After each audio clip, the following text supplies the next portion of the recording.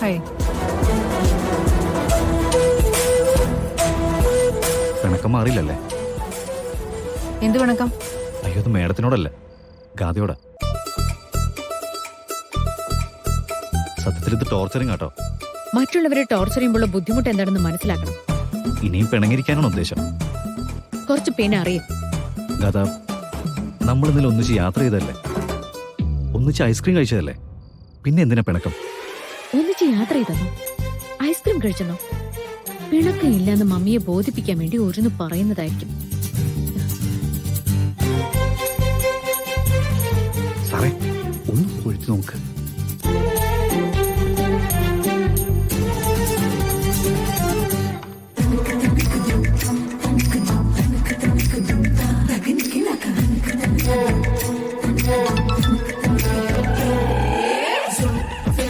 You look so cute.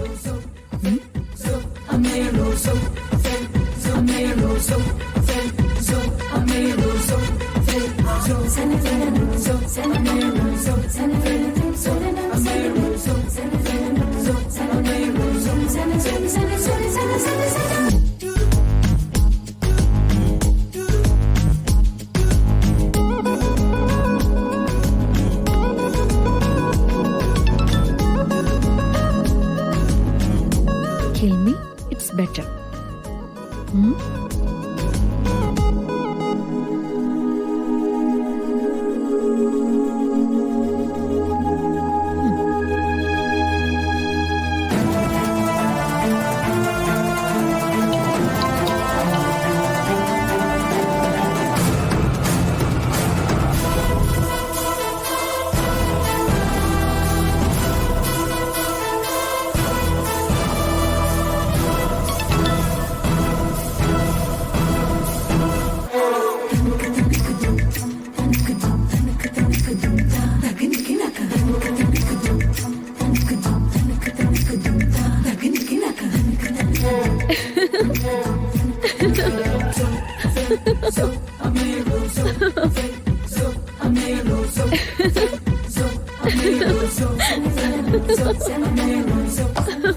ഞാൻ തോറ്റു, കീഴടങ്ങി.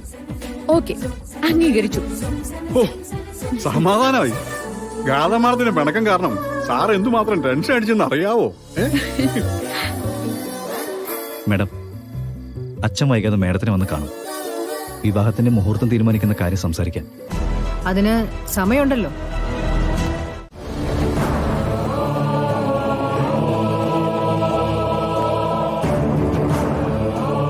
തങ്കത്തിന് സിറ്റിയിൽ ഏതെങ്കിലും ബന്ധുക്കളുണ്ടോ? അവിടെ കൃഷ്ണമോളെ പോലെ ഒരു കുട്ടിയുണ്ടോ?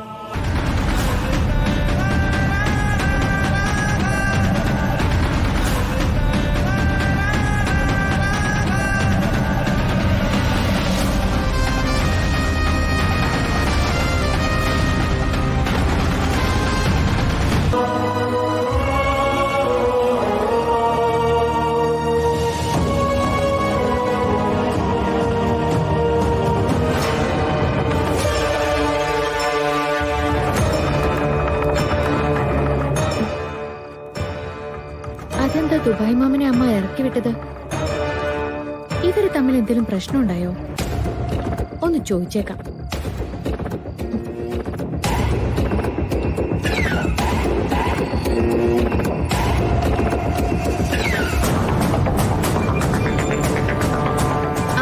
മാമ, ഞാനാ.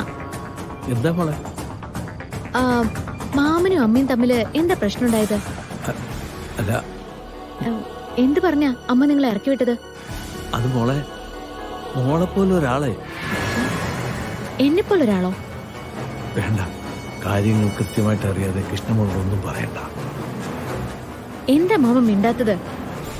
അത് മോളെ പോലെ ഒരാളെ ഇങ്ങനെ നിർത്തുന്നത് ശരിയാണോ? വിവാഹത്തിന്റെ കാര്യമൊക്കെ നോക്കണ്ടേ എന്ന് ഞാനൊന്ന് ചോദിച്ചതാ. തങ്കത്തിനത് ഇഷ്ടമായില്ല. ഇക്കാര്യം തന്നെയല്ലേ മാമൻ ചോദിച്ചത്? അല്ലാതെ തന്നെ മോക്കെന്താ വേറെ എന്തെങ്കിലും സംശയമുണ്ടോ? ഏയ്, ഇല്ലില്ല. പിന്നെ മോളിതെല്ലാം അമ്മയോട് ചോദിക്കാൻ നിൽക്കണ്ട. എന്നാ ശരി മോളെ. ഓ,